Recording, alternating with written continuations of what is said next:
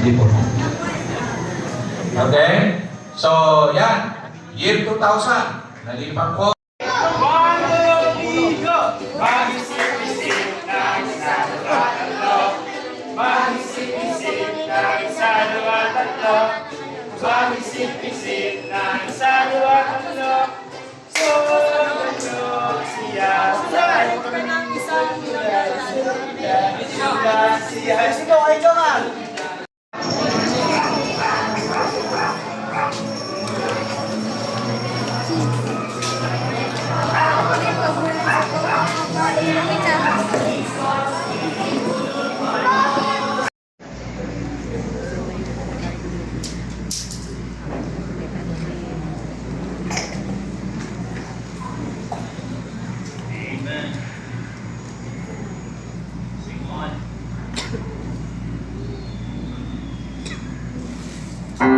Dahil ang pagpili, hindi na namin magagawa.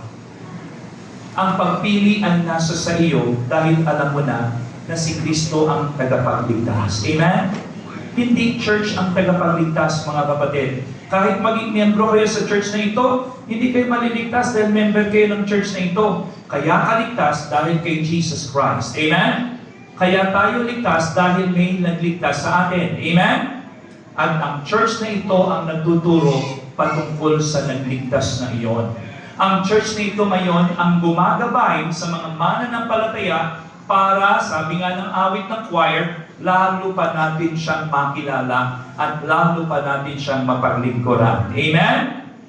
Huling talatang bibitawan ko sa inyo. Sabi po doon sa 1 John chapter number 5, verse number 11. Ang sabi ng Bible, ano po? And this is, sabi ng Bible, Jesus said, sabi tuloy din, this is the record, ito ang patotoo, ito ang record, ito ang patunay, that God had given to us, ano daw po? Eternal life. No, nakita niyo po, ang Diyos nagbibigay ng buhay na walang hanggan. Pastor, ang dami-dami ko na. Dati naman ako may relihiyon, pero ba't di ko naintindihan? Sapagkat tinuturo kasi, relihiyon ang dapat ituro, magkaroon ka ng relasyon sa Diyos. Amen? Sa pamamagitan ng kanyang buktong na. Tingnan niyo pong sabi Bible, and this life is in His Son. Yung buhay na yan, na eternal life, binibigay ng Diyos. At yung buhay na yan ay na kay Kristo. Kailangan mong tanggapin yung ginawa ni Jesus na kaya siya nagbayad ng kanyang dugo para hugasan, bayaran ang ating mga kasalanan. Amen? To pay the penalty of our sins. Sins na hindi ko kayang bayaran. No matter kahit anong mabuting gawin ko. Alam niyo, ang kaligtasan, yun ang mahirap eh. Hindi ma-earn ng tao eh. Pero freely, ibinibigay na ng Diyos. Amen? Kaya kung tatanggapin mo si Kristo, look at the following verse. Verse number 12. Anong sabi ng Bible? He that hath the Son, ang kinaroroonan ng anak, kinaroroonan ng buhay. Kaya kapag ikaw ay may Kristo sa buhay mo, kung si Kristo ay tinanggap mo, sinasampalatayanan mo, meron kang buhay. Tama? At ano pa yung katotohanan isa?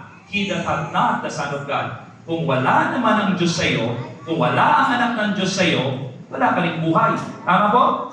Wala ka rin buhay na walang hanggan. So simply put, mga minamahal ngayong umaga, kaya ko po ini-emphasize ito, mga kapatid, para sa ating mga bisita.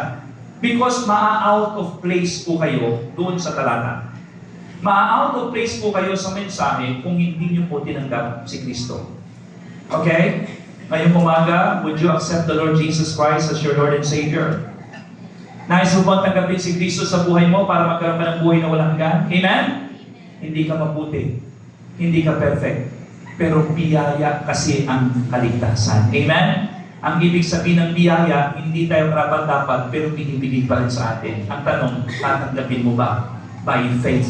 Tatanggapin mo ba yan dahil sumasampalataya ka na, tama, Pastor, naniniwala po ako, hindi ko nakitang si Jesus ay napako sa krus, pero ginawa niya yon para iligtas ako. Amen? So yun po ang mensahe, mga kapatid, para sa lahat ng ating pong mga bisita ngayong umaga. I want you to understand that you are very special to this church. Kaya po kayo inimbitahan kasi mahal po kayo ng Panginoon. Amen? Mahal po tayong lahat ng Diyos.